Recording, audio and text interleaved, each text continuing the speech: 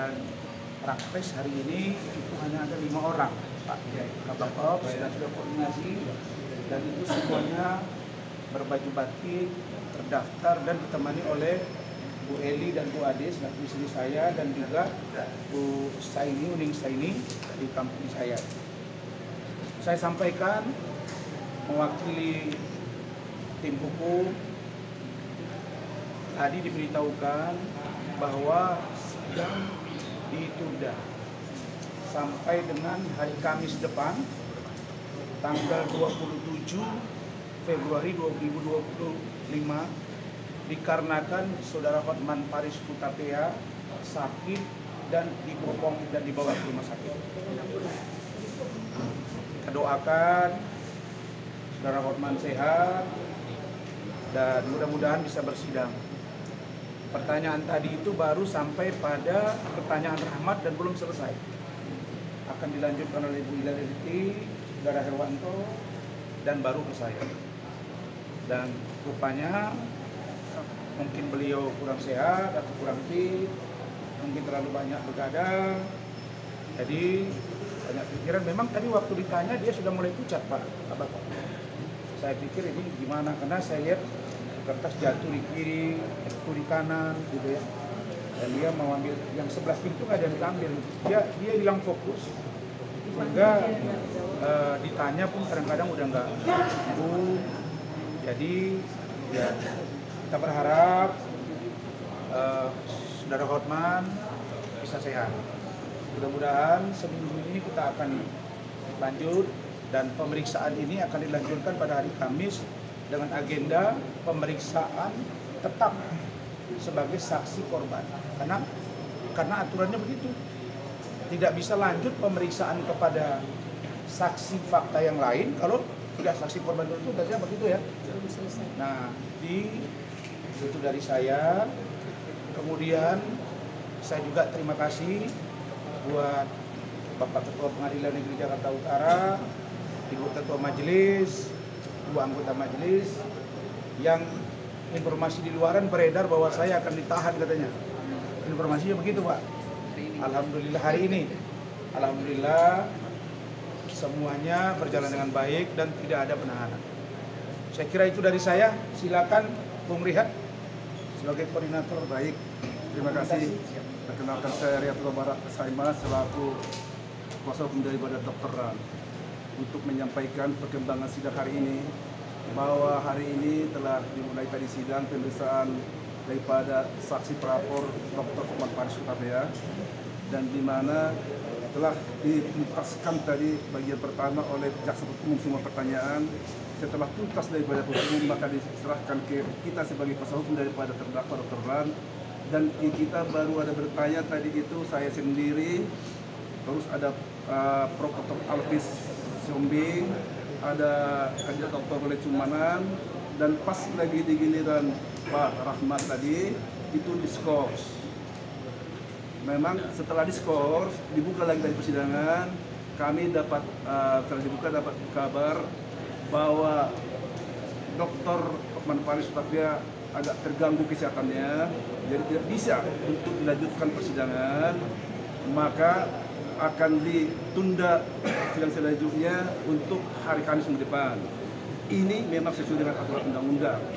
Apabila seseorang itu lagi keadaan tidak sehat atau terganggu kesehatannya, maka tidak bisa dilanjutkan proses persidangan. Kita berharap supaya perkara ini bisa cepat selesai dan lancar. Ini seperti yang kita harapkan. Semoga Dr. Hotman Paris Hutapea ini cepat pulih kesehatannya supaya bisa tidak lanjutkan persidangan ini. Tentu ada kabar baik yang kita sampaikan di sini, seperti yang tentu yang sangat bertolak belakang sekali dari sidang tanggal 6. Sidang pada hari ini kita patut bersyukur pada Tuhan Yang Maha Kuasa, karena berjalan semua dengan tertib sesuai dengan aturan politik pengacara, advokat, semua advokat menjalani hal tersebut sesuai dengan tata tertib tadi yang dibacakan oleh sebelum sidang. Dibacakan tata tertib, semua memenuhi tata tertib tersebut, dan kita juga saat ini kita ucapkan jempol sama hakim majelis, ketua majelis yang memimpin perkara ini Ibu Tambunan dan Sofia Tambunan dan anggota-anggotanya. Beliau sangat benar-benar memberikan suatu contoh persidangan yang sangat potret, yang sangat bagus dalam memimpin persidangan ini. Berharap kita juga dengan ini bisa terus berjalan dan semua akan soft dan tertib. Semoga ini akan membuat suatu cerminan yang baru terhadap dunia ranah persidangan dengan potret yang baru dan model yang baru. Tentu inilah yang diharapkan oleh semua para penegak hukum dan juga seluruh masyarakat Indonesia. Itulah dulu dari saya, mungkin lanjutkan lagi ke depan. Jadi saudara-saudara, saya tahu Pak Hotman ini adalah pengacara internasional, pengacara yang handal, pengacara yang hebat. Beliau harus sehat, jangan sakit, karena rakyat banyak membutuhkannya. Banyak sekali, apalagi 911. Jadi jangan sampai sakit, cepat dirawat, cepat diobati, supaya banyak orang yang membutuhkan tangan dingin dan kepintaran Pak Hotman. Kami ini nggak siapa-siapa, jadi jangan sakit ya Pak Hotman, kasih obat yang kuat, kita nanti ketemu hari Kamis. Silakan Bung Ketua. Ya. Majuan Bang. Kebetulan saya yang banyak bertanya ya. Statik tadi begitu dilakukan oleh Mardihan, kemudian dioper sama Pak Dr. Alpis. Kemudian saya yang pembukanya cukup banyak pertanyaan-pertanyaan yang mungkin menguras energi dari Pak Hotman Paris. Nah, jadi saya sudah jelaskan bahwa pertanyaan yang saya sampaikan adalah terkait bagaimana perkenalan yang bersangkutan Hotman Paris kepada Bang Rasman. Oke, di acara suatu stasiun TV, di mana stasiun TV tersebut mengundang Bang Rasman dengan Richard Itu yang pertama. Yang kedua, saya pertanyakan kembali apa hubungan spesial antara Dr. Hotman Paris dengan yang namanya Iklima Putri Aprilia. Nah, memang dia bilang ada hubungan, tetapi ada yang dia bantah juga karena terkait chat WA ya, dia bantah karena dia anggap polisi belum menyita alat bukti tersebut atau handphone daripada Iklima. Padahal sudah disita dulu sebenarnya, ya kan Bang Rasman kan? Sudah disita. Jelas sudah disita, artinya ketika di persidangan sebenarnya dia tinggal mengakui atau tidak saja. Tapi faktanya dia tidak mengakui, tapi buktinya ada sama kami.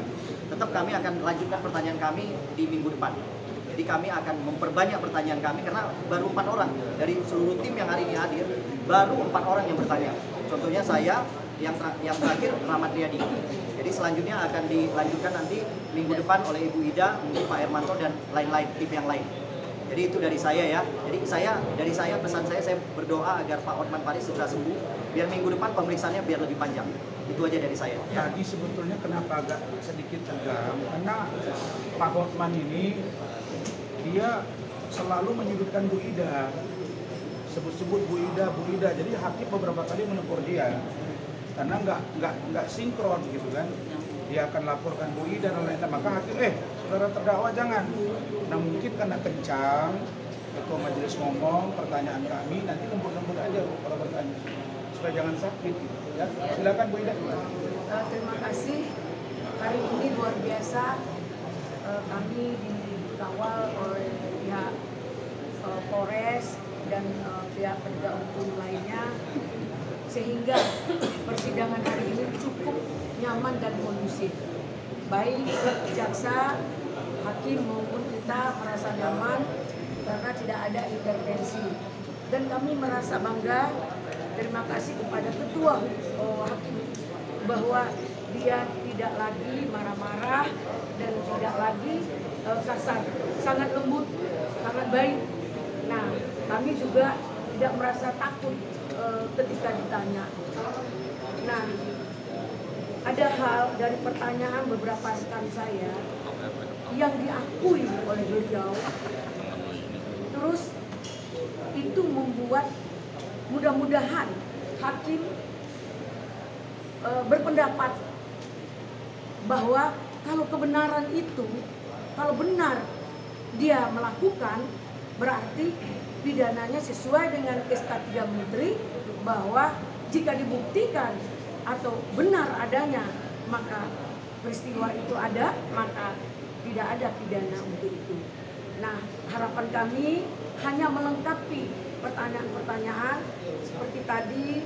Dia mengakui dia check-in di apartemen Moy dia mengakui dia meraba payudara, terus dia akui dia itu pacaran. Nah, dari mana datangnya ini fitnah atau pencemaran nama baik? Nah, mudah-mudahan hakim bijak sebagai wakil Tuhan di muka bumi saat di persidangan ini bersikap netral dan adil seadil-adilnya. Harapan kami itu baru separuh. Belum lagi tadi dia menyampaikan ini ada BAP.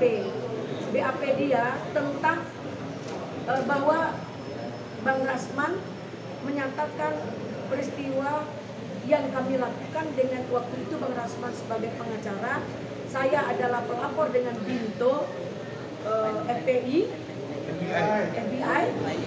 ya lain perkara itu sudah lama sebelumnya. Tapi masuk dalam masuk ke dalam BAP Bang Rasman itu jelas bahwa BAP itu tidak benar. Saya buat statement menyampaikan bahwa karena dia menyebarkan postingan tentang perempuan yang pakai anduk biru, saya sudah serahkan bukti videonya bahwa dia bilang ini namanya Silvi dari Surabaya, wahai konglomerat Jakarta, catat nomor handphonenya. Apakah itu tidak merupakan seperti menjual orang atau perempuan? Saya sebagai kaum perempuan merasa tidak elok dia seperti menjajah-jajakan perempuan, apalagi perbuatannya selalu melakukan di Instagramnya di kolam renang, cium-cium segala macam. Itu yang saya laporkan, pornografi dan porno aksi sampai ke Komnas Perempuan, bukan dengan perkara Bang Rasman dengan Iklim Hakim. Nah, dalam hal ini saya itu yang anehnya, kenapa itu masuk kepada BAP menyatakan itu Bang Rasman. Saya menyampaikan Pak Hotman Paris seperti Germo, dia jawab apa? Saya lebih kaya dari Germo se-Indonesia. Saya kira itu sudah selesai. Ya, mungkin itu ya. Tentang ya, saya berdoa. Jadi kalau saya bisa membentuk suasana. Nah sekarang memang saya rasa saya sudah ngomong, sudah didengar, ngapain juga saya mesti lihat. Sudah selesai. Nah, jadi saya untuk minggu depan itu akan saya tanya, Saudara Hotman, sudah sehatkah? Sudah amankah? Jangan nanti di depan saya tanya, tiba-tiba pingsan, kan jadi urusannya lain. Nah, jadi saya sekarang jadi takut, jujur kami prihatin. Jadi itu saya berumahku, rawat periksakan kalian kesehatan. Kalau memang ada gula, obati dia secara baik-baik. Kalau memang dilarang keluar malam, kita lagi jangan keluar lagi, jangan lama-lama lagi di klub. Nah, kan sudah banyak duit. Saya kira itu.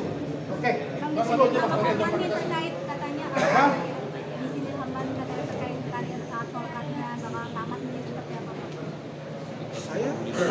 Saya belum tahu rumusan hukum itu. Kalau kalian nonton Rakyat Bersuara iNews kemarin, Pak Fredrik Yunadi, Pradi Bersatu mengatakan semua masih bisa. Tetapi saya sangat nyaman dengan statement Mahkamah Agung. Saya baca di Detik mengatakan bahwa untuk membatalkan atau mengaktifkan kembali sumpah Rasman dan atau Firdaus menjadi kewenangan pengadilan tinggi yang membutuhkan.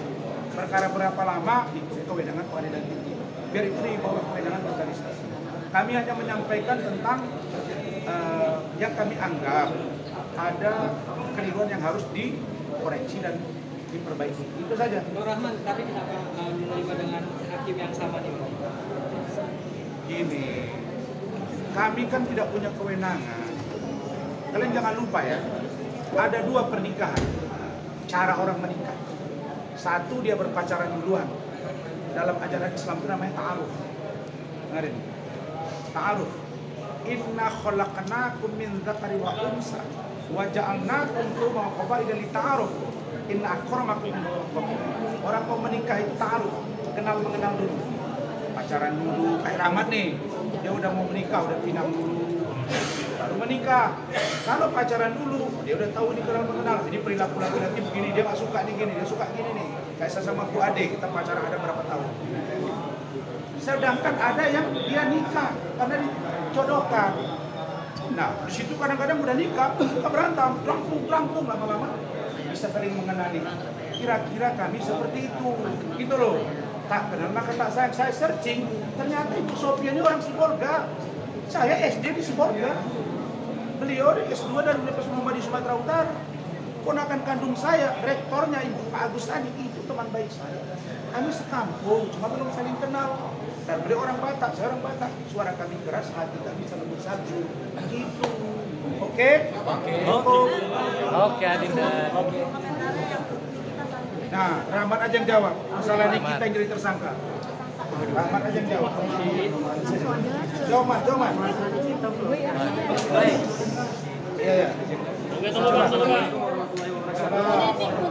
Baik, benar bahwa yang disampaikan oleh tadi teman-teman bahwa kita baru saja mendapat kabar Nikita Mirzani atau NM yang biasa disebut telah ditetapkan sebagai tersangka di Polda Metro Jaya atas laporan dari Dr. Reja.